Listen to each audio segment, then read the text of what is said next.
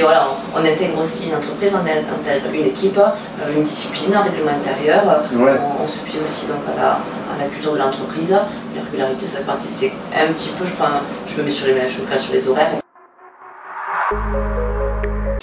Donc bonjour à tous et bienvenue sur cette deuxième partie d'interview avec Christelle Dumontier. Je vous invite vraiment à aller voir la première partie. Je lui ai posé les 10 questions. On a soulevé des sujets intéressants et du coup on va continuer sur cette deuxième partie. On va du coup reprendre un petit peu ta vie, comprendre comment tout a commencé, et c'est d'ailleurs la première question. Où tu es né, voilà, c'est vraiment, c'est vraiment, on reprend vraiment le... C'est vrai que c'est intéressant de comprendre dès la plus temps d'enfance, et ensuite est-ce que ça a amené finalement à faire ces choix-là et à arriver à cette expérience entrepreneur. On va pas rentrer dans tous les détails parce que je pense que là il faudrait plusieurs jours. Moi je suis de Carcassonne, donc je suis du Cru. On est vraiment... Oui, je suis d'ici, donc j'ai passé une quinzaine d'années ici, donc collège, lycée, et après je suis partie 15 ans sur Bordeaux. Donc je pense que c'est très bénéfique d'aller voir un petit peu ailleurs. J'ai grandi, pas forcément grandi, mais de voir autre chose que son territoire. On rencontre de nouvelles personnes, un nouvel état d'esprit, même juste les départements voisins, déjà ça change beaucoup. Et je suis revenue il y a 15 ans aussi dans le pays, à la famille, etc. Donc ça c'était la première intention. Et après sur la partie professionnelle, on bascule sur ça te va? La scolarité. La deuxième question, c'est quel genre d'enfance tu as eu, et ensuite du coup les études, tout ça. Alors moi j'ai des parents qui étaient ouvriers, donc mon papa était ouvrier agricole, ma maman était dans la partie secrétariat, donc c'est ce qui fait ma sensibilité administrative, forcément depuis petite, j'étais plus ordinateur, etc. Donc ça donne des bases. Et ensuite, j'ai poursuivi sur un bac général, scientifique, ensuite économique et social, donc j'ai basculé. J'avais une vocation dans le social, d'être éducatrice spécialisée, j'ai passé le concours. J'avais pas été retenue, j'étais à liste d'attente. Pour pouvoir repasser mes concours, il me fallait un petit peu d'expérience, on m'avait dit sur les entretiens. Donc j'ai travaillé, alors ce qu'on appelait les emplois jeunes à l'époque, j'ai une vingtaine d'années. J'ai fait 3 ans et demi au SPIP, service de pénitentiaire d'installation de probation de Gradien à Bordeaux. Sur la partie sociale, sur la partie culture, donc je gérais tout ce qui était accès à la lecture. Donc pour les prisonniers, les détenus, donc une grosse partie administrative parce que le judiciaire c'est quand même assez lourd. Ça a l'air costaud en tout cas. Déjà c'est sympa. But normal. Voilà. Donc une grosse expérience là qui m'a quand même donné une bonne vision sur la partie sociale, ça vous donne de la maturité aussi. Et derrière j'avais qu'un bac, donc j'ai fait de l'intérim, j'ai fait des 3-8, je me suis dit bon ça fait un petit peu juste quand même pour bosser et s'éclater. Et j'ai repris les études à 25-26 ans avec une alternance, un BTS professionnel d'assistant de direction, donc office manager actuel. Donc sur un an très très intensif. Donc là je travaille dans le milieu maritime sur Bordeaux, pareil donc avec des entreprises d'alternance, tu sais ce que c'est, donc avec des mentors aussi, et puis tuteurs, etc. Donc j'ai beaucoup appris, il y avait un vrai échange, vraiment c'était intéressant. Pour moi c'est ce qui m'allait bien, c'est de mettre en pratique depuis la partie théorique que j'avais en cours. C'est le but, clairement. Ah oui, totalement. Après, il y en a qui sont très bien sur des longues études et je le conçois tout à fait. Moi, c'est vrai que j'avais besoin quand même d'être beaucoup de terrain et de mettre très vite en pratique. Mais bon, en plus, à la maturité, à 25-26 ans, on se pose 2 fois la question. Il ne faut pas qu'on se loupe. Du coup, je finis malheureux de promo quand même. J'étais assez fière, donc j'étais pas très bonne sur les études au départ. Et ça a compensé en fait le côté. Totalement. Donc, je me suis vraiment éclatée sur les fonctions. J'avais une personne qui était mon tuteur sur la partie RH, la partie administrative. Voilà, c'était génial. Vraiment, j'ai eu la possibilité de m'éclater. C'est pour ça aussi quand j'interviens dans l'entreprise avec des alternants, ou moi j'ai eu des apprentis aussi, c'est quelque chose qui pour moi est vraiment un tremplin pour les jeunes, une voie vraiment intéressante.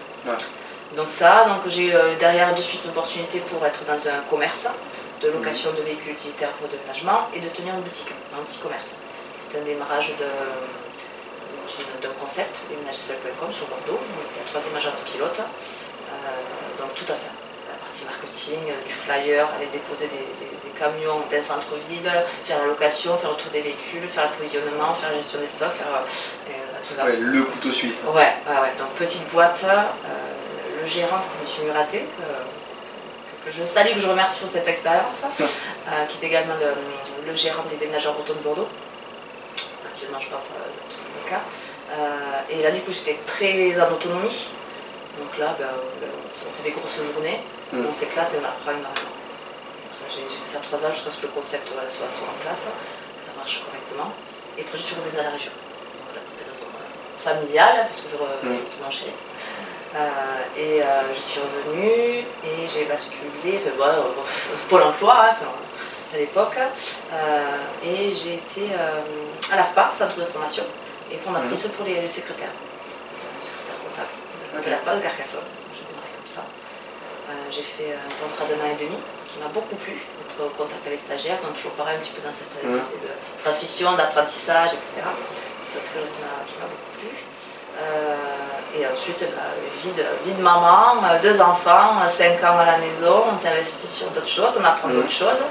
On apprend l'organisation cadrée, on apprend la charge mentale, donc très intéressant aussi. Et après, donc, voilà, je me suis remise sur le marché de l'emploi, où j'ai retrouvé donc, une place d'assistante de direction et RH chez Mirex Socodélie à Carcassonne, qui fait du traitement de déchets dangereux. Okay. Donc une flotte de 42 chauffeurs, quelque chose qui est dans le groupe Chimérec, qui est à l'international aujourd'hui, très gros groupe, belle valeur, avec l'actualité, les problématiques environnementales, voilà, qui depuis 20 ans ils étaient déjà précurseurs dessus, donc très intéressant aussi. Derrière, j'ai fait le tour du poste, j'ai fait le tour de là, j'avais mis le pied à l'étrier de la vie professionnelle, et là, opportunité, j'ai dit qu'il faut que j'aille encore sur autre chose, un autre challenge. Et j'ai pris la responsabilité du centre de formation de l'IRFA Sud, Carcassonne. Okay. Donc là, on monte un peu un step, quoi. J'étais plutôt secrétaire, là je passe responsable d'un centre. Donc toujours pareil, en lien avec les stagiaires, donc accompagnement, gestion d'équipe, gestion de planning, gestion d'un budget, etc. Donc pareil, très très gros challenge aussi. On passe sur des fonctions vraiment cadres, d'encadrement, responsabilité financière, etc. Donc très très intéressant, je pense que c'est une des meilleures expériences que j'ai eues. Je me suis vraiment éclatée sur ça, parce que ça mêlait vraiment l'humain, la compétence professionnelle, le développement des compétences. Donc c'est aussi apporter sur le bassin économique des gens formés. Donc voilà, sur notre département, je pense que c'est quelque chose qui fait du bien aussi. Donc voilà, il y avait du sens partout, ça m'a beaucoup plu. Après, voilà, donc la gestion de famille aussi, il a fallu que je calme un petit peu. Et opportunité aussi, donc voilà, donc, on fait le tour aussi, on passe sur autre chose, nouvelle aventure. Et là j'ai eu un poste sur l'entreprise Pharmacol à Castelnaudary qui est un négoce industriel de fluides réfrigérants. On en profite là, on a la clim, on est très content. Ça aurait été compliqué sinon. Voilà, sur toute la partie médicale aussi, donc le froid industriel, le froid alimentaire, etc. Boîte très très très dynamique quand j'y suis arrivée, donc avec un dirigeant qui avait énormément de charge de travail, donc qui prenait quelqu'un pour pouvoir déléguer un petit peu. Et là il y avait tout à structurer, donc là j'ai une grosse éclate. Donc j'ai pris le poste, au début on prend ses repères, finalement on est passé de 10, on était 11 je crois, à 20 personnes en 2 ans. Donc je suis passée sur la partie recrutement, c'est là où j'ai découvert la qualité. Donc la grosse passion aussi sur l'approche qualité, ISO 9001, le lean management, voilà, une grosse découverte, et je me suis régalée sur ça. Donc nouvelles compétences acquises de terrain, gestion management aussi, je suis montée beaucoup en compétences sur ça. Autodidacte, podcast, lecture, PNL, process communication, voilà, on va snacker un petit peu toutes les informations. Et après, voilà, stabilisation de l'entreprise. Et là, je dis, mais je me régale trop à mettre des choses en place, à développer, à apporter des solutions. C'est là où je dis, bon, je vais tenter, donc de commun accord avec mon employeur de l'époque. On m'a laissé un petit peu de temps pour le mettre en place, pour regarder. Et après, je dis, ouais, j'y vais go, à 100%. Et puis j'étais sur 20%, on développe quelque chose. Et puis, je me lance. Voici. C'est génial, et franchement, là du coup, c'était vraiment 3 minutes de CV intensif. C'est ça. Ce que ça donne l'impression, en tout cas sur mon ressenti, c'est que dès que tu arrives à, entre guillemets, à avoir réussi ta mission, bah, tu te lasses, et au final tu passes à une autre entreprise, tu refais tout le job, et ainsi de suite. Voilà. C'est vraiment... C'est exactement ce que je fais aujourd'hui, de manière beaucoup plus légitime, on va dire acceptée. Quand un employeur, on voit le CV, on peu vécu sur des profils atypiques, des parcours pas atypiques, qu'on a fait 15 expériences, c'est pas très rassurant. Par contre, quand on est consultant, c'est tout à fait normal. C'est la vocation, c'est d'être une entreprise, d'apporter des solutions, de pouvoir les essaimer un petit peu partout. Donc c'est là aussi que je me suis dit j'ai quand même quelque chose à faire de cette manière plus discontinue sur différentes entreprises, différents acteurs, que sur une seule et même entreprise pendant 15 ans. C'est vrai que moi ce que j'aime c'est l'amélioration, c'était le mot que tu m'avais demandé sur la première partie. C'est quelque chose qui est très, voilà, ça fait partie de moi, c'est mon identité, je suis alignée avec ça. J'ai besoin tout le temps d'être en mouvement, tout le temps de progresser, de m'enrichir, d'apprendre de nouvelles choses, de progresser même moi personnellement. Et voilà, ça correspond à ma vie professionnelle. Mais, déjà de 1, c'est génial de toujours vouloir apprendre, toujours vouloir s'améliorer. Mais il y a aussi le fait de, je pense, de tout le temps justement avoir plein d'expériences. C'est peut-être négatif pour certains patrons, mais je pense que c'est vraiment un atout finalement. Oui. Ensuite, pour peut-être créer son activité, mais même en tant que patron pour recruter un salarié, c'est peut-être mieux d'avoir quelqu'un qui a vu énormément de choses plutôt que quelqu'un qui a juste répété les mêmes tâches toute sa vie. Alors oui, il sera peut-être ultra compétent pour cette tâche-là, mais si on lui dit, on bouscule un petit peu ses habitudes, il va être perdu et il va pas savoir comment agir, etc. Moi, du coup, de mon expérience, pour faire beaucoup de recrutement, de RH, etc., tout dépend de la structure, tout dépend du besoin. On va avoir des entreprises justement qui sont structurées de manière, on va dire, des périmètres bien définis. Donc on a des postes avec des compétences qu'il faut de l'expertise. Moi je ne suis pas une experte, je ne me définis pas comme une experte, je suis pas allée assez loin justement dans des expériences pour me définir experte. Par contre il y a des métiers, il y a des postes qui nécessitent ça. Donc il y a des gens qui vont faire des carrières de 15 ans, 20 ans, avec une base théorique très forte, etc., qui sont indispensables. Donc après les expériences variées comme la mienne, c'est intéressant sur des structures où on va chercher de la polyvalence, où il va y avoir de la flexibilité, il faut être agile parce que soit il y a de la saisonnalité, soit on est sur un marché où le produit n'est pas hyper stable depuis 40 ans, etc.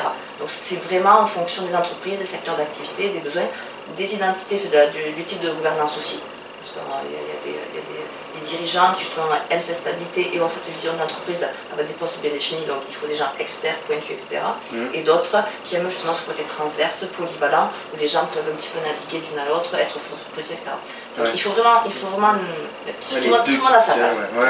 Après voilà, l'essentiel c'est de trouver la bonne entreprise avec la bonne vision, la même vision que le salarié.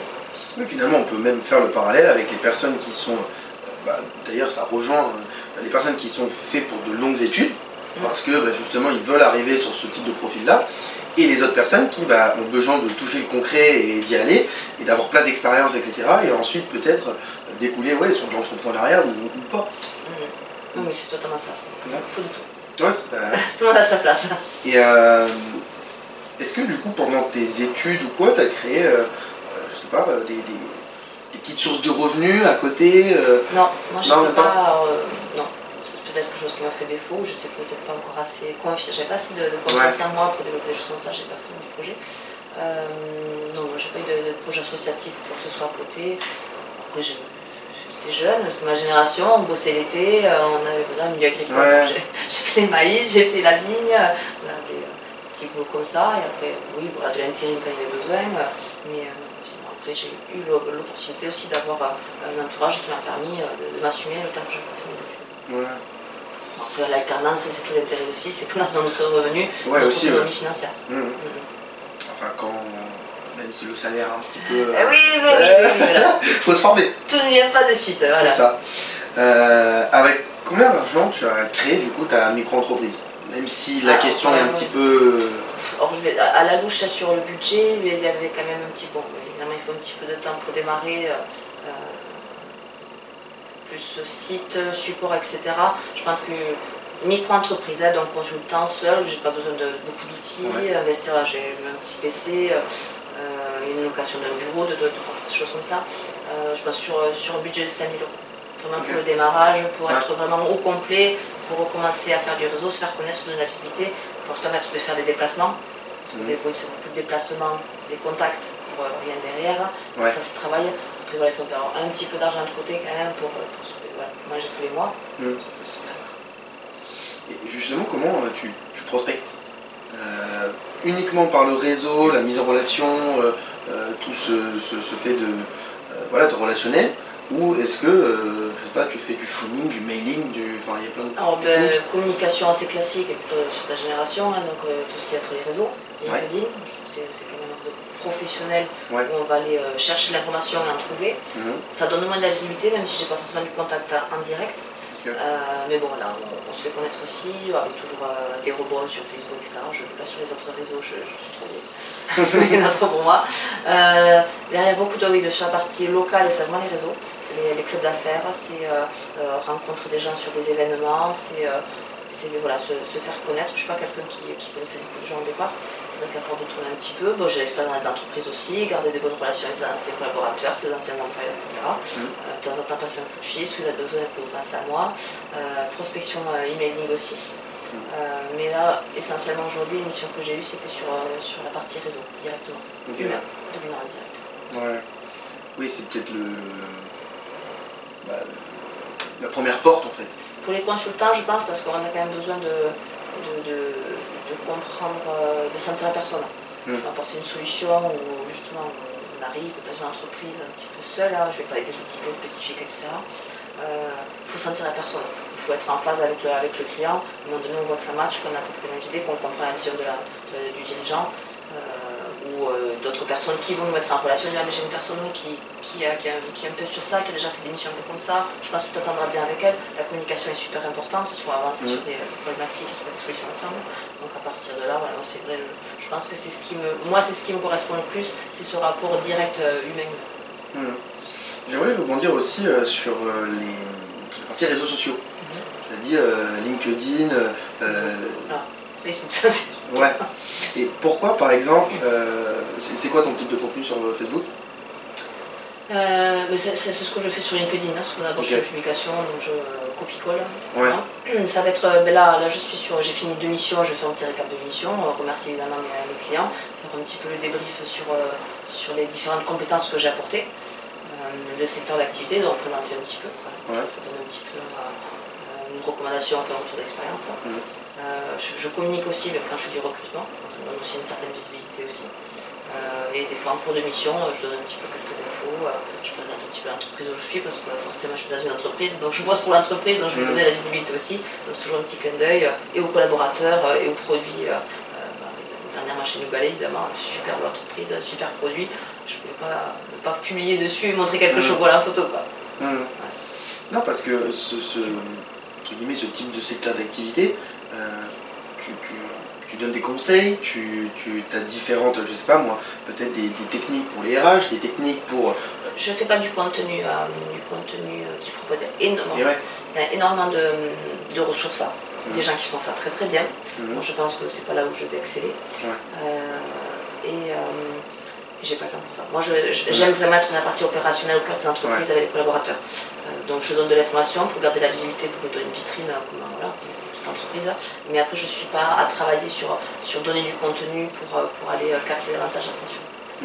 Ça ne me ressemble pas et je ne suis pas performante sur ça, donc je laisse sur les autres. Très bien. Qu'est-ce qui t'a fait aimer du coup ce métier, ces différents métiers, parce que du coup il y a plein de compétences et d'expertise, mais cette activité-là. D'un entrepreneur ? D'entrepreneur et dans ce que tu fais au quotidien, justement, d'accompagner les entreprises tu nous l'as un petit peu expliqué déjà, mais... moi, ce qui me plaît, c'est de découvrir du coup des structurations. Je trouve ça toujours très intéressant, des activités. L'activité agro, je maîtrisais, enfin, je connaissais mais je ne maîtrisais pas. Donc là, par exemple, c'était l'oléiculture. Je connaissais la vigne, en étant d'ici forcément, je connaissais la céréale, je ne connaissais pas les olives, les oliviers, les plantations, la partie irrigation, pas de manière aussi technique que j'ai pu avoir comme expérience dernièrement. Donc on essaie de découvrir de nouvelles choses, de nouvelles personnes, de nouvelles personnalités, des nouveaux projets, des porteurs de projets, hyper inspirants, des manières d'aborder l'entreprise, des stratégies et de rencontrer des collaborateurs. Et de pouvoir apporter un petit plus à la journée, un petit café, un petit croissant. Et voilà, c'est vrai que j'aime le travail en équipe, donc quand on est consultant, on est quand même assez seul aussi. pour mon intérêt de travailler en mission directement sur site, dans les équipes. Chaque fois, je me recrée une équipe. Quoi. Ouais. Là, je m'éclate. Ouais, c'est vrai que c'est tout le temps du renouveau en plus, ça va avec ce que je disais tout à l'heure. On a des contacts derrière, donc c'est sympa. Et ben ouais. Et justement, ouais, est-ce que tu t'es fait des vrais amis avec soit des chefs d'entreprise ou des collaborateurs d'anciens clients? Alors, non, on garde, je garde des liens forts, oui.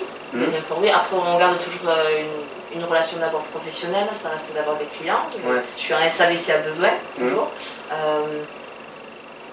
Enfin, après, là, c'est pas l'occasion, après des fois c'est un petit peu loin, etc. Puis ils ont leur vie, on a déjà nos vies, etc. Mais c'est vrai, j'ai quand même toujours une approche, même qui va être humaine à la collaboration, mais ça reste une posture professionnelle. Je suis là pour accompagner d'abord le dirigeant et les employés. Ouais. Mais je ne suis pas là pour me faire des amis. Après voilà, la vie fait que, on se recroise, finalement on a des liens d'autres liens qui se créent, etc. Mais voilà, j'ai d'abord une posture professionnelle et c'est là où je suis performante aussi. Donc, et du coup, vu qu'on, tu nous l'as dit, tu as travaillé sur plusieurs secteurs d'activité, des clients qui sont complètement différents, des structures avec le nombre d'employés qui est différent, enfin voilà, vraiment des choses très différentes.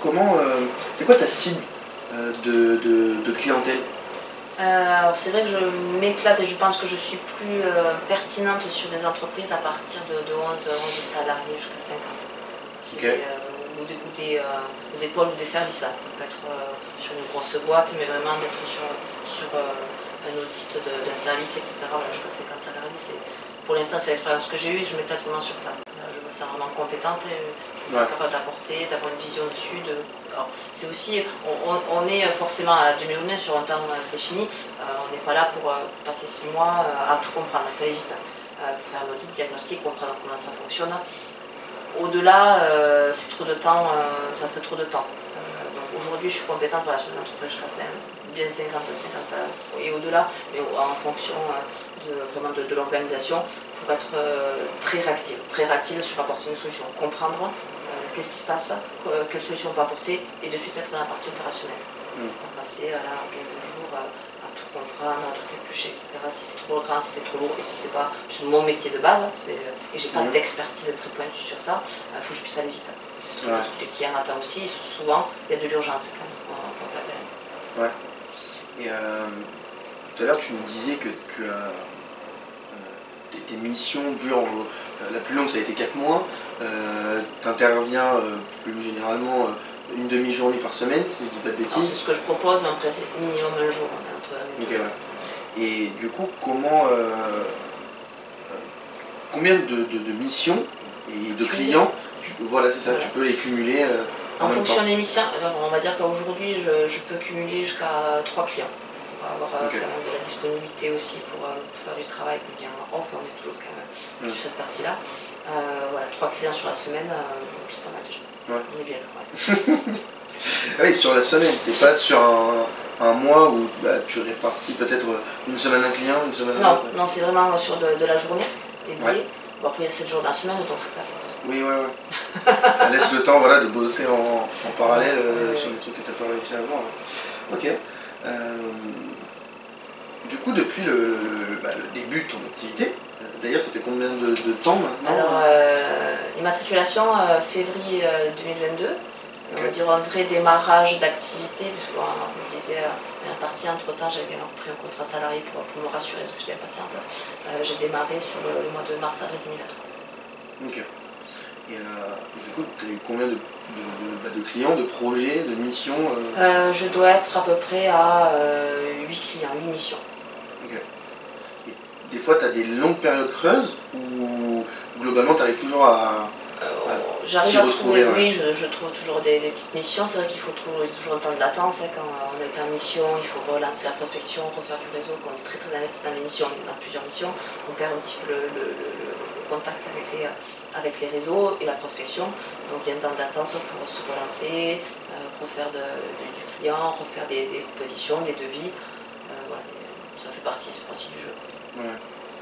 Quand je suis allé sur ton site, avec justement toutes tes expertises, je me suis dit, parce parce que en plus j'ai vu que tu commençais à recruter, etc. Donc je me suis dit que tu avais déjà des employés. Donc ma question était quel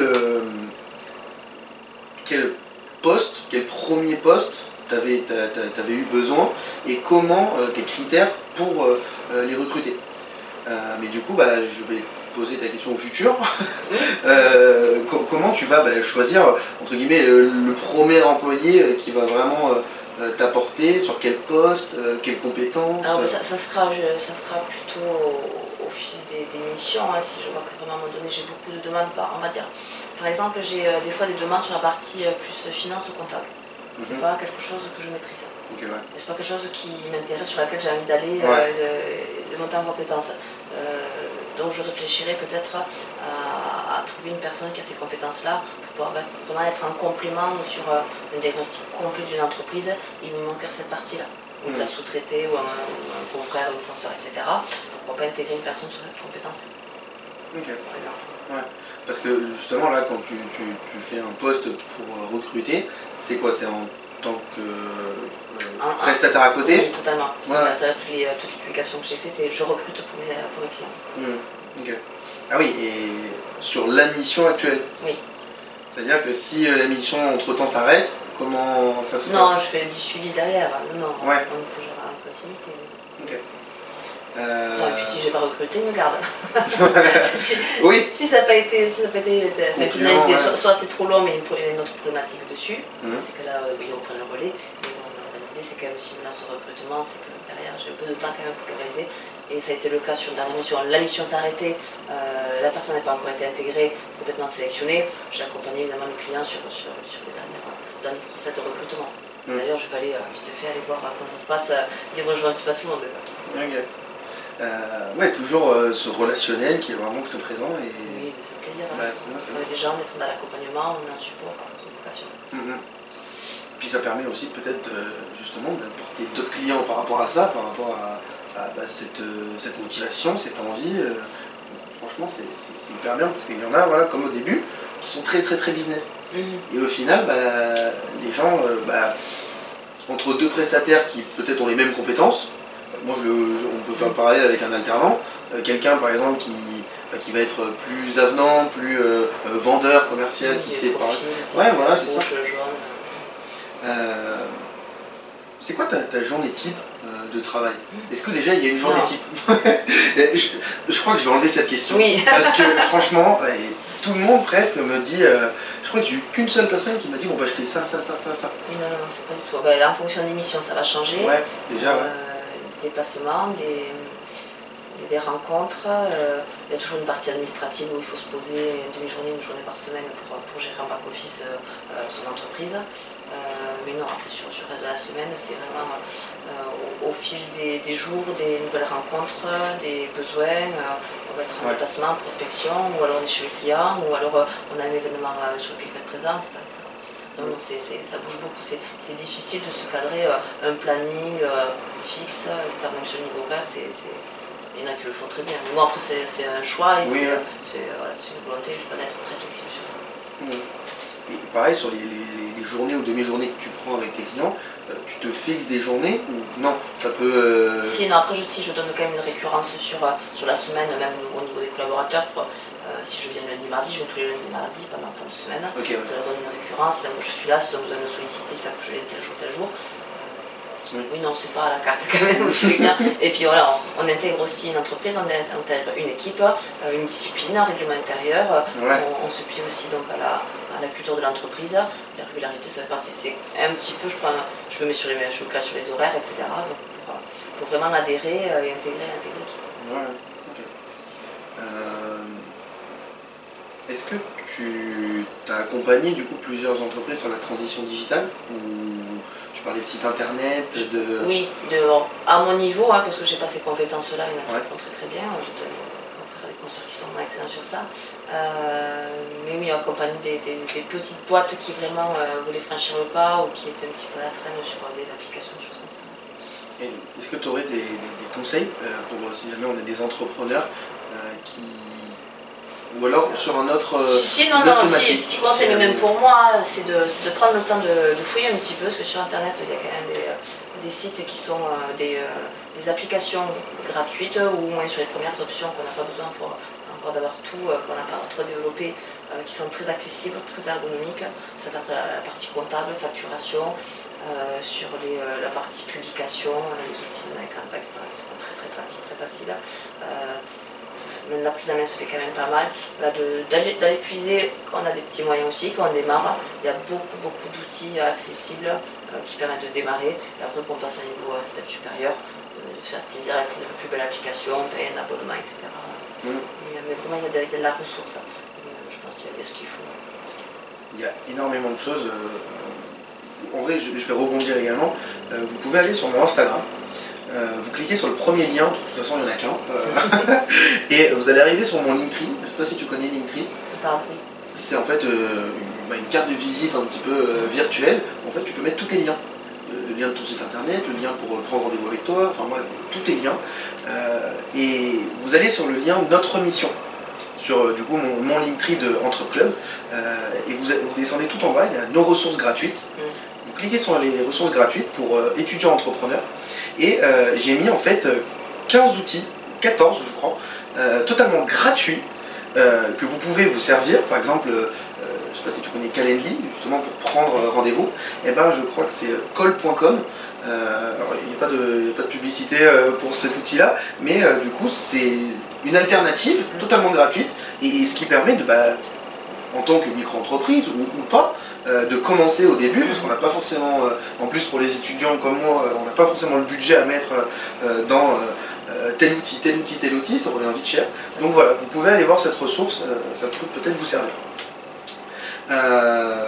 Pourquoi tu as appelé ta boîte, on peut le voir du coup sur ta chemise. Moi, il y a le... on est floqué, c'est voilà. Correct. Donc du coup, voilà, pourquoi tu as appelé, déjà je te laisse dire le nom.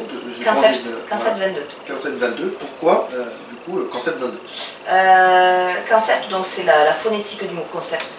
Je suis très conceptuelle, ça me plaît beaucoup, ce mot qui m'a toujours suivi. Quand après en japonais, ça veut dire avoir de l'intuition. Okay. Voilà. Ces petits clins d'œil aussi à la culture asiatique, le management, la qualité, le TPS, Toyota, etc. Et 22, c'est un chiffre, c'est l'année de démarrage de la boîte, tout simplement. Ok. Ouais, ça reste sur ces... Il y a du sens, oui, ouais, il y a une histoire à raconter. C'est bien. Il en faut une. Hein. Il faut du storytelling. Exactement. Alors là, c'est une question pour un petit peu raconter l'histoire, comment on s'est rencontrés. Comment tu t'engages pour l'entrepreneuriat féminin? Comment tu mets un petit peu ta pièce dans cette cause-là, et voilà, je te laisse répondre. Entrepreneuriat féminin. Déjà, je pense que dans tout mon réseau, j'ai plus de facilité de collaborer ou de rentrer en contact avec des femmes aussi. Hein. On partage des fois d'autres problématiques ou une organisation, la gestion des enfants en particulier, ça reste encore d'actualité pour nos générations, où on va se donner des conseils aussi, partager l'expérience, ça fait du bien. J'avais donc intégré aussi le réseau, j'avais pu avoir l'acronyme à la tête, justement, donc entrepreneur féminin. Donc voilà, c'est des partages d'expérience, ça permet d'être aussi assez solidaire, ça fait du bien. Après, de manière générale, je pense que je défends la cause féministe depuis longtemps, pour moi en montrant aussi qu'en tant que femme, en entreprise, je peux apporter de vraies compétences. Ma pierre à l'édifice, elle est là. Ouais, c'est génial parce que je pense que il devrait déjà de base ne pas avoir de différence, mais surtout de voir l'entrain qu'il y a. C'est génial de voir autant des jeunes que des moins jeunes. Personnellement, moi, je suis venu du coup à l'événement où il y avait, je crois, 5 ou 6 entrepreneuses qui expliquaient leur parcours, qui débattaient, etc. On était, je crois, 3 ou 5 hommes entourés du coup de plein de femmes, et franchement c'était génial. Il y avait une bonne ambiance, une bonne synergie, j'ai envie de dire. Donc personnellement je referai, et c'est génial, et c'est bête si jamais il y a des personnes qui sont contre ça. C'est culturel. Voilà. Mais ça évolue très bien, ça évolue génération, donc ça bouge vraiment. Je suis pas inquiète. Franchement oui, et c'est vrai que j'allais y venir, c'est que ça on sent quand même qu'il y a beaucoup d'évolution par rapport à ça. Et voilà, c'était mon petit mot. C'est très positif, ça va de l'avant, donc c'est bien. Ouais, franchement c'est génial. Comment tu essaies du coup dans le même sens à accompagner d'autres entrepreneuses ou entrepreneurs, pareil, où tu mets ta petite pierre à l'édifice pour accompagner d'autres gens, en tant que mentor ou pas?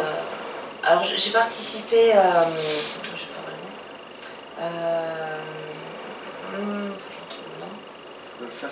Oui, totalement, merci. La façon de là, j'ai fait plusieurs ateliers avec eux. Préparez vos interviews, les amis. Merci. Oui, il y a des façons de t'encourager. Je les ai accompagnés avec des très jeunes aussi, puisqu'on est en terminale dans les collèges. Donc je partageais mon expérience, donc ça partie certains, c'est une petite graine. Je leur ai montré voilà, que tout est possible et que. Carrément. Ouais. Avec des parcours assez atypiques aussi, comme je disais, j'ai pas été très bonne à l'école, et pourtant je m'éclate aujourd'hui totalement dans mon boulot, et il y a du business. Et donc voilà, d'accompagner les jeunes comme ça. Façon de pour ça, ils sont très très bien, ils sont très dynamiques, c'est très bien structuré, on rigole avec eux. Quand on a du temps, c'est qu'on a moins de clients, donc, mais là, dès que je peux, ils ont relancé en plus le programme là, sur l'année qui redémarre, donc il y a des choses à faire. Ça bouge beaucoup sur le local aussi, donc il ne faut pas hésiter à s'investir dessus. C'est vrai que moi du coup je suis de Toulon, je suis arrivé ici pour mon alternance, vraiment uniquement pour ça, sinon je ne serais jamais venu à Carcassonne. Quel dommage, c'est vrai, quel dommage, parce que c'est une très très belle région. Et il y a énormément, c'est vrai, de choses qui sont mises en place pour justement cet écosystème-là dans l'entrepreneuriat. Et alors que quand j'étais à Toulon, je trouvais que c'était hyper cool parce qu'il y avait des choses mises en place, etc. Mais rien que Cité Lab. Nous, notre Cité Lab, ça fait je crois 1 an qu'il est mis en place, alors qu'ici on m'a dit que ça faisait bientôt longtemps. Donc franchement c'est génial. Et je voulais rebondir sur quelque chose d'autre, j'ai oublié. C'est pas grave. On parle beaucoup. C'est ça. Est-ce que tu as déjà failli, à l'inverse, tout arrêter et pourquoi tu ne l'as pas fait? Oui, quand on est en prospection et qu'on est échec sur échec sur échec, c'est épuisant moralement. On doute beaucoup, on se met beaucoup en question, on doute de ses compétences, de sa capacité à continuer, à financer sa vie tout court. Donc on rebascule sur France Travail, on regarde quelques annonces, on se dit au cas où hésiter. Et au fur et à mesure, on se dit oh mais non, mais je m'éclate vraiment dans ce que je fais. Et on reprend un peu confiance, on dit non, j'apporte vraiment quelque chose. Et on décroche un client et on se réclate et c'est reparti. Ça, c'est la fluctuation de l'entrepreneur. Et c'est ça qui est bien, enfin moi en tout cas, qui me pousse à continuer. Même si des fois on descend, on se dit bon, c'est bon, je peux pas descendre plus bas, et ben on redescend parce qu'il y a encore quelque chose d'autre. On se dit on va remonter. Et après ça dépend vraiment de chacun si des personnes sont... Faut être fort mentalement. Oui, je pense que... oui, mentalement, il faut être fort, il faut être assis, il faut être sûr de ses compétences. Après, il faut savoir lâcher de temps en temps aussi. Il faut accepter que des fois on est fatigué, des fois c'est éprouvant. Faut accepter ça aussi. Ça fait partie de tout le monde, tous les entrepreneurs. Évidemment, c'est pas ce qu'on va montrer qu'en étant en démonstration, il faut donner la confiance, il faut rassurer.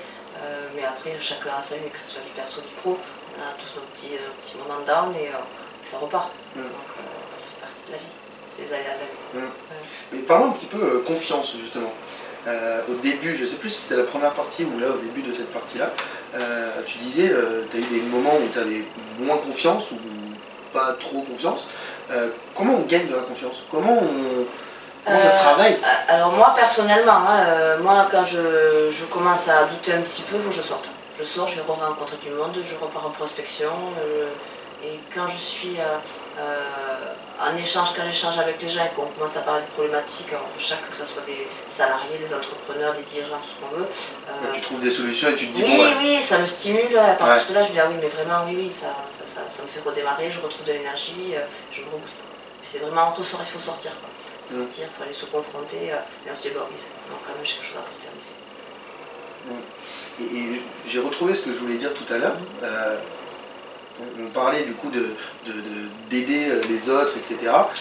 Déjà rien que là, je vais le dire à la fin, mais merci d'être là, parce que chaque personne que j'interviewe, bah déjà, moi ça me fait extrêmement plaisir et c'est pour ça que j'ai fait ce format, parce que c'est le but de partager l'expérience au plus grand nombre, même si pour l'instant on n'est pas une énorme communauté. C'est ça, je l'espère, on va tout faire pour. Mais c'est vrai de pouvoir partager son expérience, aider. Déjà ça nous glorifie nous de se dire que bah voilà, on aide à quelque chose qui est grand ou pas, ça peut. Enfin voilà. Et enfin je trouve que c'est voilà, c'est bénéfique autant pour les uns que pour les autres. Oui, ça fait du bien de reprendre son parcours. Oui, carrément. On se rappelle, des fois on est la tête dans le guidon, on a oublié. Donc de se poser, de pouvoir transmettre, de pouvoir faire un point aussi sur soi. Dire, ah ben oui, j'ai quand même avancé. Ah ben oui, il y a un an, je n'étais pas là non plus, etc. Ouais. C'est bien aussi. C'est vrai. J'ai eu un cas, peut-être que je vais faire un petit clin d'œil à Laura Hortali, une étudiante entrepreneuse que j'ai découverte, qui a créé une box, une escape game, mais en jeu de société. Et en fait, voilà, on a fait la même interview, mais du coup sur son sujet à elle, et elle s'est rendue compte que toute sa vie, elle était dans ce mood-là du jeu de société, etc. Et que finalement, en ayant du coup passé toutes ces réponses, etc., ça a fait un petit peu une rétrospective de sa vie, et elle s'est rendue compte que ouais, elle était destinée à arriver à créer un jeu de société, quoi. Donc franchement, c'est génial de pouvoir, c'est vrai d'avoir, voilà, prendre une heure et de parler et de pouvoir se dire effectivement, comme tu as dit, il y a un an, j'ai parcouru tout ça, quoi. Alors qu'un an, et c'est pour ça, il y a une citation que j'aime beaucoup et que je ne vais pas réussir à ressortir complètement, mais en un an, on peut changer sa vie. Totalement. En un an, on peut peut-être pas changer complètement sa vie, mais changer l'axe de sa vie, quoi. Parce que en prenant le sens inverse, on peut détruire sa vie en un an. Donc si on peut détruire sa vie en un an, parce que c'est quand même long un an, si tous les jours on fait des actions, j'ai pas envie d'être vulgaire, mais des actions qui nous font partir vers le bas, ça va vite aussi. C'est ça. Peut-être plus vite. Plus vite, ouais. C'est comme pour quand on prend du poids, c'est plus facile. D'accord. Voilà, la petite aparté est finie. C'est la dernière question. Durant du coup toutes ces années d'expérience, enfin déjà ces 2 années, quelle expérience t'en as reçue, autant par rapport aux conseils que tu as donnés à tes clients, mais aussi toi-même en tant que personne et en tant qu'entrepreneuse? Beaucoup de choses. Hein. Dans chaque expérience, on apprend toujours, on rencontre de nouvelles personnalités. Ce que je garde, c'est que vraiment chaque personne, c'est vrai, j'interviens beaucoup sur la partie aussi management, recrutement, c'est que toutes les personnes, que ce soit du dirigeant aux employés, sans problème, on peut se révéler dans une bonne ambiance, dans une entreprise bien structurée, bien organisée. On se révèle, on révèle les potentiels, et c'est pas, faut pas se dire finalement là, je suis pas bon ici ou c'est pas un bon employé, non. Il y a vraiment des choses à mettre en place et voilà, c'est vraiment mon état d'esprit et je l'ai vécu. Je l'ai vécu à chaque fois, donc c'est quelque chose voilà, aujourd'hui j'en suis convaincue. Et deuxième chose, là ça me fait revenir dessus, c'est le parallèle entre famille et entreprise. Gérer une vie de famille, l'éducation des enfants, etc. Et gérer une entreprise. On est tous dans le même bateau, il faut donner quand même un petit peu de cadre, il ne faut pas être trop autoritaire non plus, il faut s'adapter aux générations qui arrivent, à la confrontation, etc. Tout en gardant les valeurs, et je trouve qu'il y a un vrai parallèle à faire sur famille et entreprise. On disait gérer l'entreprise ou gérer la vie en tant que bon père de famille. L'expression n'est pas pour rien dans le cadre professionnel. Okay. Voilà. Merci. Merci beaucoup déjà. Merci Hugo pour l'invitation. Et nous, on va partir sur la troisième et dernière partie. Vous, ça s'arrête là.